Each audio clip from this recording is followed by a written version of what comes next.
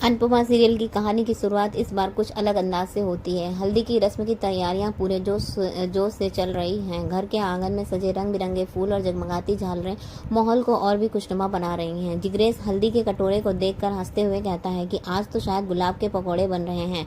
उसे पहली बार ऐसा कुछ सुनने को मिला, इसलिए वह मनोहर जी से सवाल करता है। मनोहर जी मुस्कुराते हुए कहते हैं कि आजकल तो फूलों से बने व्यंजन भी लोकप्रिय हो रहे हैं।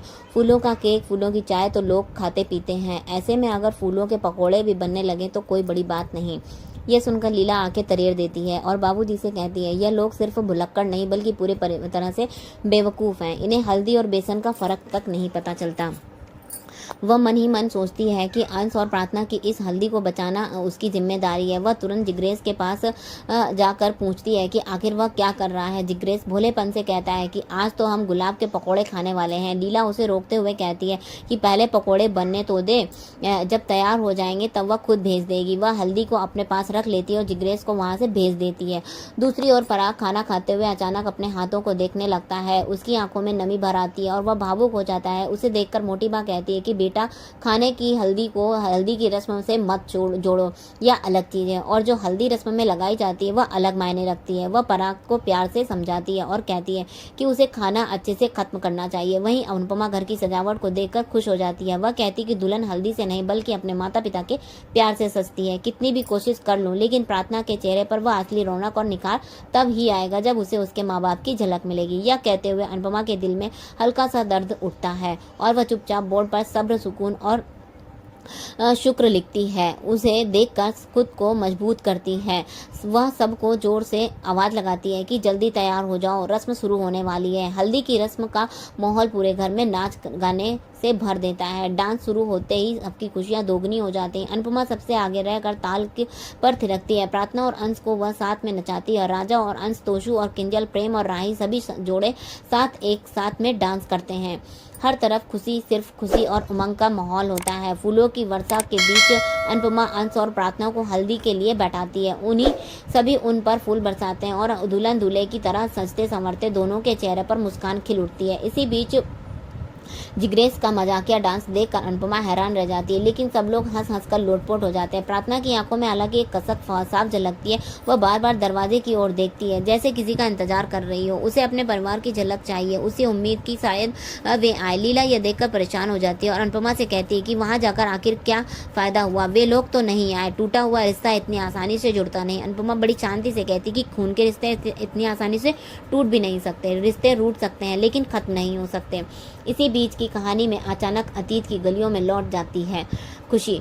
अनुपमा का मन अचानक भारी हो जाता है। वह अब अनु की रसोई का बोर्ड देखती है। अब उसे अपनी बीती हुई जिंदगी याद आ जाती है। अनु की रसोई की चार दीवारी उसे उसका पुराना संघर्ष याद दिला देती है।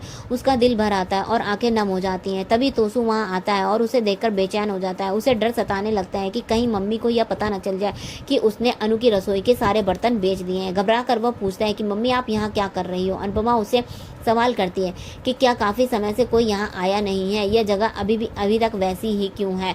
तोसू हिचकिचा कर कहता है कि सबको लगता है यह जगह मनहूस है। अनुपमा की आंखों में आंसू तैर जाते हैं, लेकिन आवाज दृढ़ रहती है। वह कहती है कि अग्नि में जलकर कुछ भी मनहूस नहीं होता, पवित्र बल्कि पवित्र हो जाता है। यही जगह सबसे पवित्र है क्योंकि यहीं से उसने अपनी पहचान फिर से पाई थी। यहीं पर उसने अपना आत्मविश्वास फिर से बनाया था। लेकिन उसे अफसोस है कि तोसू इन बातों को कभी नहीं समझ पाएगा। वह उसे जाने के लिए कह देती है। तोसू मन ही मन सोचता है, अगर मम्मी ने सामान के बारे में पूछा तो क्या कह दूंगा कि सब चोरी हो गया।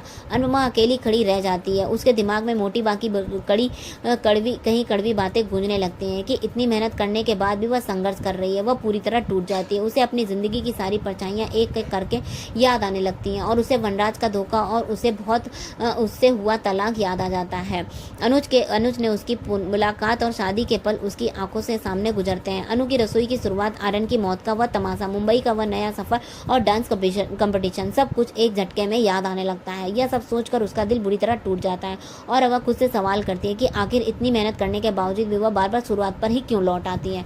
वह अनुज को बहुत याद करने लगती है। तभी उसे ऐसा लगता है कि अनुज की आवाज़ उसके कानों में गूंज रही हो, मानो अनुज कह रहा हो कि सपने देखना मत छोड़ो, कामयाब कोशिश कामयाब हो या ना हो, लेकिन कोशिश करना कभी बंद नहीं करना चाहिए, क्योंकि एक ना एक दिन जीत जरूर मिलती है और हार नहीं मानते वही जीतते हैं। अनुपमा के आंसू बहने लगते हैं, लेकिन उसके होठों पर हल्की सी मुस्कान आ जाती है। वह अनु से जैसे ही मन ही मन कहती है कि अनु, आपकी अनु हार नहीं मानेगी। वह खुद को संभालती है और अनु की रसोई के बोर्ड पर जाकर फिर से नाम लिख देती है। उसे देखकर उसके चेहरे पर संतोष लौट आता है। इस तरह एक और हल्दी की रस्म पूरे घर में रौनक बिखेरती है, तो दूसरी ओर अनुपमा के दिल में बीते संघर्ष और अधूरी यादें उसे और मजबूत बना देती हैं। एक तरफ रिश्तों की कसक है, वहीं दूसरी ओर उम्मीद की किरण भी है।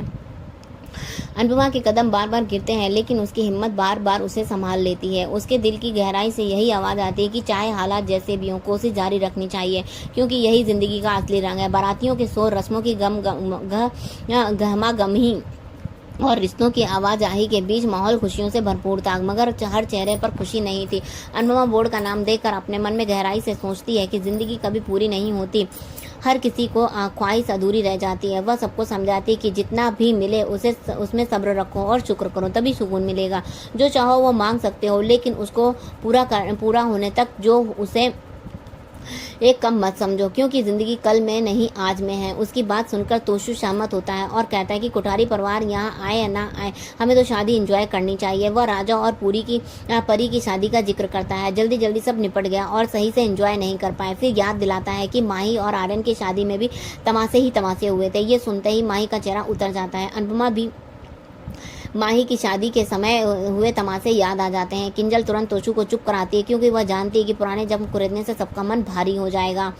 तभी जिग्नेश अचानक पूछता है कि उसके गुलाब वाले पकौड़े कहाँ हैं। सब हैरान होकर एक दूसरे का चेहरा देखने लगते हैं और पूछते हैं कि आखिर यह है कौन से पकौड़े हैं। लीला हंसते हुए उसे समझाती है कि पकौड़े बाद में खा लेना, तभी अभी तो हमें रस्में करनी है। इसी बीच राही मन ही मन सोचती है कि उसकी माँ की वजह से उसके नाना नानी यानी प्रार्थना के माता पिता अपनी बेटी की शादी में शामिल नहीं हुए। वह समझ नहीं पाती कि इतनी बड़ी खुशी के मौके पर भी उन्होंने खुद को रोक लिया।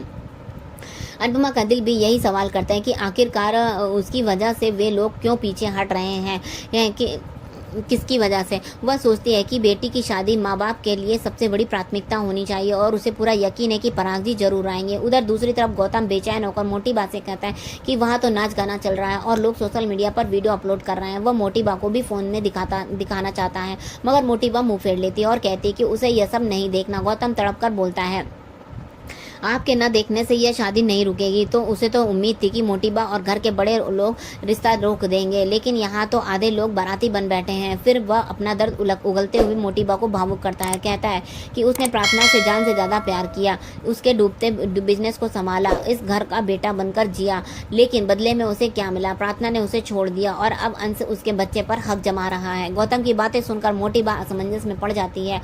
गौतम और भड़क जाता है कि वह कैसे बर्दाश्त कर सकता है कि उसका बच्चा किसी और के घर में पले। क्या उसका बच्चा इस घर का कुछ नहीं है? वो मोटी बा को समझाता है कि इसका बच्चा ही दोनों परिवारों का असली चिराग और वही शाह कहलाएगा, लेकिन वह बच्चा सिर्फ उसे ही बाप कहेगा, अंश को नहीं। जाते जाते गौतम मोटी बा को धमकी देता है कि अगर उन्होंने अंश को दामाद स्वीकार किया तो वह उनका दुश्मन बन जाएगा। मोटी बा स्तब्ध रह जाती है, उनके मन में शंका का बीज पड़ जाता है। इधर शादी की रस्मों का राज सिलसिला आगे बढ़ता है। सबको अनुपमा बताती कि पहले लड़के वाले अंश को हल्दी लगाएंगे, फिर अंश की उतारी हुई हल्दी लड़की वालों के पास जाएगी और वहीं प्रार्थना को लगाई जाएगी। जिग्नेश मासूमियत से पूछ बैठता है कि इन दोनों को ही हल्दी क्यों लग रही है। प्रेम मुस्कुरा कर कहता है कि क्योंकि इनकी शादी हो रही है। जिग्नेश तुरंत कहता है कि शादी तो मेरी भी है, तो मुझे हल्दी क्यों नहीं लगाई। इस पर सब हंस पड़ते हैं। तभी मनोहर जी मजाक में कहते हैं कि शादी कंस की है। तोशु हंसकर उन्हें सुधारता है कि कंस नहीं, अंश की शादी है। सब मनोहर जी की भूल पर ठहाके लगाते हैं और माहौल को हल्का कर देते हैं। ठीक उसी समय भोज वहां पहुंचता है। उसकी मौजूदगी सबको खुश कर देती है, लेकिन अनुपमा उसकी आंखों पर चेहरे पर छाई परेशानियों को पढ़ लेती है। एपिसोड यहीं खत्म हो जाता है और अगले दिन के लिए उत्सुकता बढ़ जाती है। आने वाले एपिसोड में दिखाया जाएगा कि हल्दी की रस्म में भी सभी लोग खुशी खुशी झूमते हैं, ढोल नगाड़े बजते हैं और घर खुशी खुशी से भर जाता है। तभी अचानक मोटी बा और ख्याति वहां पहुंच जाते हैं। तभी सोचते हैं कि सब शायद रिश्ते की कड़वाहट खत्म होगी, लेकिन मोटी बा सख्त आवाज में कहती है कि हम यहाँ जिम्मेदारी का बोझ उतारने आए हैं और फिर सबके सामने प्रार्थना का कानूनी कागज देती है, साइन करने के लिए कहती है। जब लीला पूछती है कि इसमें क्या लिखा है, तो मोटी बा बताती है कि इसमें साफ लिखा है कि बच्चा पैदा होने के बाद प्रार्थना उस बच्चे को हमें सौंप देगी। यह सुनकर पूरा परिवार सख्ते सुनकर सकते में रह जाता है। खुशियों के बीच आई इस शर्त ने सभी को झकझोर दिया था। अनुपमा हैरान रह जाती कि आखिर एक माँ से उसका बच्चा छीनने की बात कैसे की जा सकती है। राही की आंखों में आंखें भर आती हैं और प्रार्थना अंदर ही अंदर टूट जाती है। अब शादी की हल्दी रस्म की चमक उस कानूनी कागज की स्याही में कहीं कहीं खो जाती है और आने वाले पल को और भी तूफानी बना देती है। यह पूरे घटना को जोड़कर देखा जाएगा तो कहानी पहले अनुपमा की सीख और रस्मों की गमगमाही से गुजरती है, फिर गौतम और मोटिबा की बातचीत, पूरे परिवार के अंदरूनी तूफान का पता चलता है और हल्दी से हल्के फुल्के माहौल के बाद भोज का आना और आखिर में मोटिबा की कड़वी शर्त एक बड़ा झटका देती है। इस तरह दोनों हिस्से एक दूसरे को जोड़कर पूरे एपिसोड को नई दिशा देते हैं। तो आगे आने वाले एपिसोड में बने रहिए। चैनल पर नए तो सब्सक्राइब कीजिएगा, वीडियो को लाइक कमेंट शेयर करना बिल्कुल मत भूलिएगा। मिलते हैं नेक्स्ट एपिसोड में, तब तक के लिए राधे राधे।